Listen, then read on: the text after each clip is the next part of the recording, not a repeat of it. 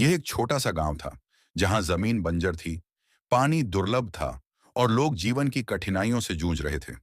लेकिन उसी गांव में एक नेक बुजुर्ग रहते थे जिनका ईमान पहाड़ों से भी मजबूत और समुद्र से भी गहरा था। उनकी जिंदगी इबादत, तकवा और सेवा में बीतती थी। वे युवाओं को सच्चाई और ईमान की राह पर चलने की सीख देते थे। उनके दिल में हर वक्त अल्लाह की याद बसी रहती थी। एक रात उस नेक बुजुर्ग ने एक अजीब सपना देखा। वे एक वीरान और बंजर जगह पर खड़े थे जहां लोग बेबसी से बिखरे हुए थे। कुछ थकान से जमीन पर गिरे थे, कुछ पानी की तलाश में भटक रहे थे और कुछ किसी अनमोल चीज की खोज में थे। अचानक एक कमजोर बच्चा उनके पास आया और कांपती आवाज में बोला, ऐ नेक बुजुर्ग, हमारी मदद करें। और फिर अचानक वह गायब हो गया। बुजुर्ग घबरा कर जागे, उनका दिल बेचैन था। उन्हें यकीन हो गया कि यह सपना महज एक ख्याल नहीं, बल्कि अल्लाह की तरफ से एक इशारा है।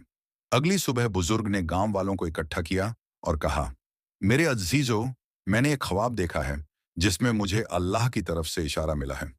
मुझे एक सफर पर निकलना है, लेकिन मुझे नहीं पता कि मेरी मंजिल कहाँ है।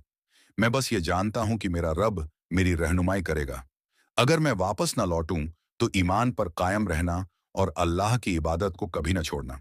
यह सुनकर नौजवानों ने फिक्रमंद होकर कहा, लेकिन बाबा, आप बुजुर्ग हैं, लाठी के सहारे चलते हैं, आप इतना लंबा सफर कैसे करेंगे? बुजुर्ग मुस्कुराए और बोले, यह सफर दुनियावी नहीं, बल्कि ईमान का है। मेरा भरोसा सिर्फ अल्लाह पर है।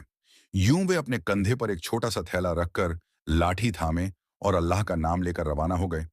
यह सफर आसान न था। झुलसा देने वाली धूप, रेत के तूफान, प्यास और पथरीली जमीन ने उनके जिस्म को कमजोर कर दिया, मगर उनका ईमान नहीं डगमगाया। रास्ते में उन्हें एक व्यापारी मिला जो रास्ता भटक चुका था। उसके ऊंट कीमती सामान से भरे थे, मगर खुद वह प्यास से मरने के करीब था। बुजुर्ग ने पूछा, बेटा, तुम कहाँ जा रहे हो? व्यापारी ने हसरत भरी आवाज में कहा, बाबा, मैं अपने काफिले से बिछड़ गया हूं। मेरे पास दौलत के ढेर हैं, मगर एक घूंट पानी नहीं। बुजुर्ग ने अपना पानी उसे दे दिया और नरमी से कहा, बेटा, असली दौलत सोना चांदी नहीं, बल्कि अल्लाह पर ईमान और नेक अमाल हैं। अगर तुम जिंदा बच गए तो याद रखना कि रिज्क और हिदायत अल्लाह ही के हाथ में है। ये बातें सुनकर व्यापारी का दिल बदल गया और उसने बुजुर्ग के साथ सफर करने का फैसला कर लिया। कुछ दिनों के सफर के बाद वे एक ऐसे गांव में पहुंचे जहां जुल्म और ज्यादती का राज था। वहां पानी पर कुछ अमीरों का कब्जा था और गरीब प्यास से तड़प रहे थे। एक बूढ़ी औरत रोते हुए बोली, ये लोग हमें पानी तभी देते हैं जब हम इनका मजहब कबूल कर लें। हमारे बच्चे प्यास से मर रहे हैं, मगर ये रहम नहीं करते।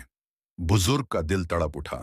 वे सीधे जालिमों के पास गए और बोले, अल्लाह ने पानी सबके लिए बनाया है। तुम कौन होते हो जो अल्लाह की नेमत को दूसरों से रोक रहे हो? फौरन ये नाइंसाफी बंद करो। जालिम हंसते हुए बोले, अगर तुम चाहते हो कि हम पानी सबको दें तो ये लोग हमारा मजहब कबूल करें। बुजुर्ग की आंखों में गैरत चमक उठी। यह कभी नहीं होगा। पानी अल्लाह का अता किया हुआ है, कोई इंसान इस पर कब्जा नहीं कर सकता। जालिम गुस्से में आ गए और बुजुर्ग को कैद कर लिया। बूढ़ी औरत रोते हुए बोली, बाबा, मैंने आपको रोका था, मगर ये लोग बहुत जालिम हैं। लेकिन बुजुर्ग सुकून से जमीन पर बैठे और आसमान की तरफ हाथ उठाकर दुआ करने लगे। ऐ मेरे रब, तू सब कुछ देख रहा है। तेरे बंदे प्यास से मर रहे हैं और ये जालिम अपने जुल्म पर डटे हुए हैं। ऐ अल्लाह, अपनी रहमत नाजिल फरमा। अचानक आसमान पर बादल छाने लगे, तेज हवाएं चलने लगीं, फिर मूसलधार बारिश शुरू हो गई। देखते ही देखते नदियां बहने लगीं, दरख्त हरे भरे हो गए और जमीन सीराब हो गई। जालिम डर से कांपने लगे। ये सब इस बुजुर्ग की दुआ की वजह से हो रहा है। कुछ लोग डर के मारे अल्लाह के सामने झुक गए और इस्लाम कबूल कर लिया, जबकि बाकी जालिम सैलाब में बह गए। बूढ़ी औरत ने खुशी से रोते हुए कहा, बाबा, आपकी दुआ कबूल हो गई। अल्लाह ने हमें पानी दे दिया।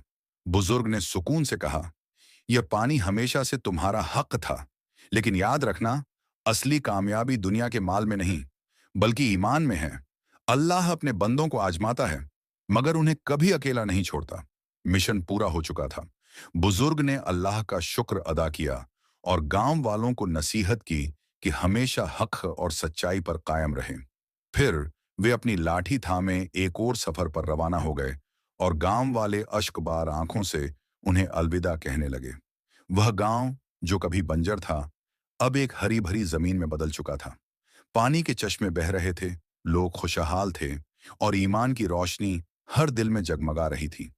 वह नेक बुजुर्ग कौन थे, कहां से आए थे और कहां चले गए, कोई नहीं जानता, मगर उनका जिक्र हमेशा जिंदा रहेगा।